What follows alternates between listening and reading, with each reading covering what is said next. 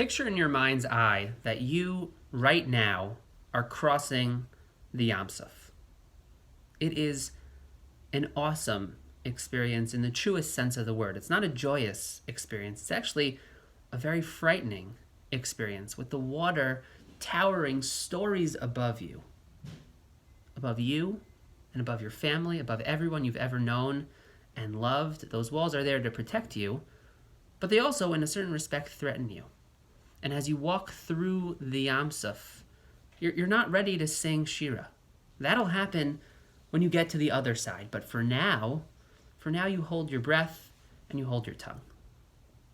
Once Rav Yochanan was teaching, expounding on the story of Kriyas Yam Suf, and he got to the pasuk. He was in his base medrash teaching his students. He got to the pasuk, "V'hamayim lahem choma miminam umismolam." That the walls of the Yam Suf were like walls to their right and to their left. And Rabbi Yochanan asked, he posed the question, what exactly did these walls look like exactly? And he suggested that they were completely closed off, completely sealed shut. And so, in essence, Bnei Yisrael walked through a kind of a dark corridor. But just then, Serach bas Asher appeared, perhaps from Shamayim, perhaps somehow miraculously still living, and she said that that's not exactly what happened. I know because I was there, said Serach. And she said, in fact, the walls of the Yam Suf were not dark and sealed off, but they were like transparent panes of glass. They were windows, and light shone through it. She presents us with a much more beautiful experience of walking through the Yam Suf. Right now, the walls of our homes rise around us. They are our salvation. Stay home and save lives. But they're also a source of anxiety and fear. We are alone. We are presented with immense challenges by being within these walls. And it's important at a time like this to also recognize that there are windows, that light can shine through, and we need to hold on to that, the beauty of the experience as well, the positives, that which it presents us with in terms of opportunities.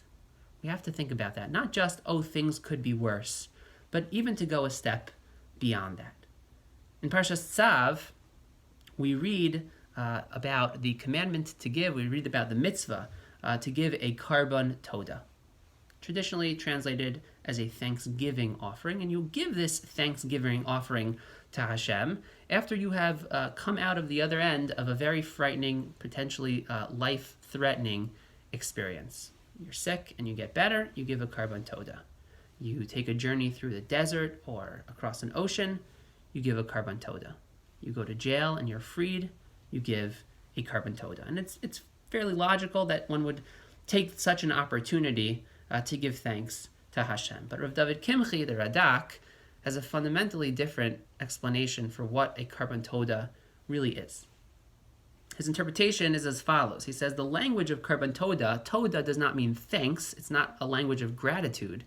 Toda is milashon vidui, of admitting one's sins, of making a confession. And he says that this is really much more in line with a karban chatas and a karban asham. But whereas when it comes to those karbanos, you are you're giving a karban with respect to a particular transgression, a particular error, a particular mistake, a particular sin. A karban toda is given on all of one's sins, transgressions, errors, mistakes, and so on. It is a klali type of karban chatas. If that's the case, we have to ask ourselves, okay, so this is now some sort of sin offering. Why are you giving a sin offering after you've survived illness, after you've survived a perilous trek through the desert? This should be a karban that we give on Yom Kippur. This is not something that you give after you've survived a dangerous experience. Why then is it given particularly at those moments?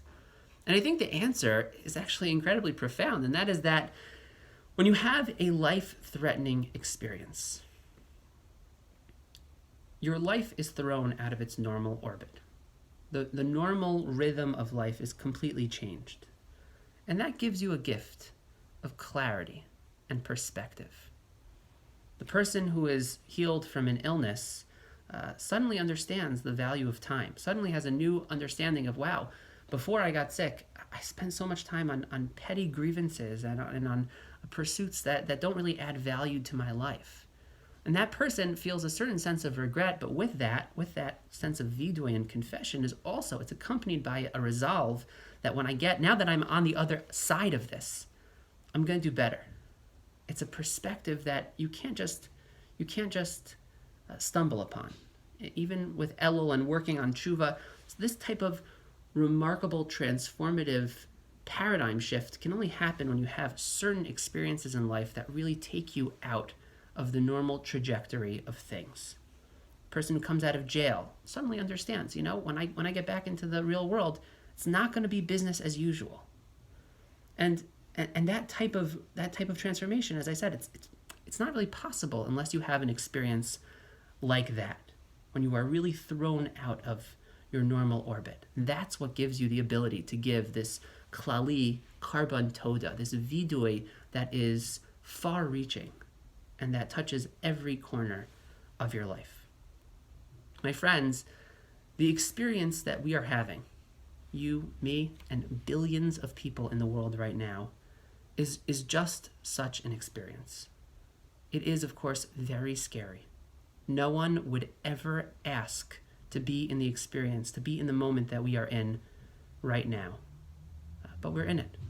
Just like no one would ever ask to get sick and then to be healed, no one would ever ask to be in a perilous journey across the desert. But once you get to the other side, there is an enormous opportunity. And that's our job. That's the window.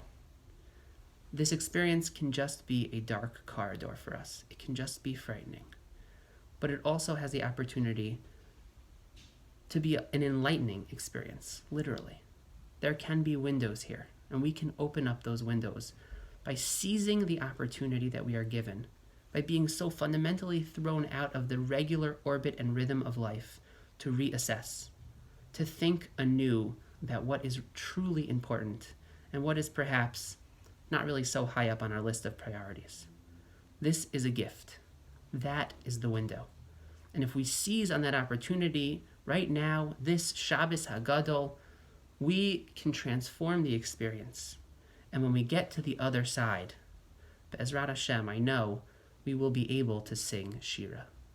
I wish you and your families a beautiful and meaningful and restful Shabbos.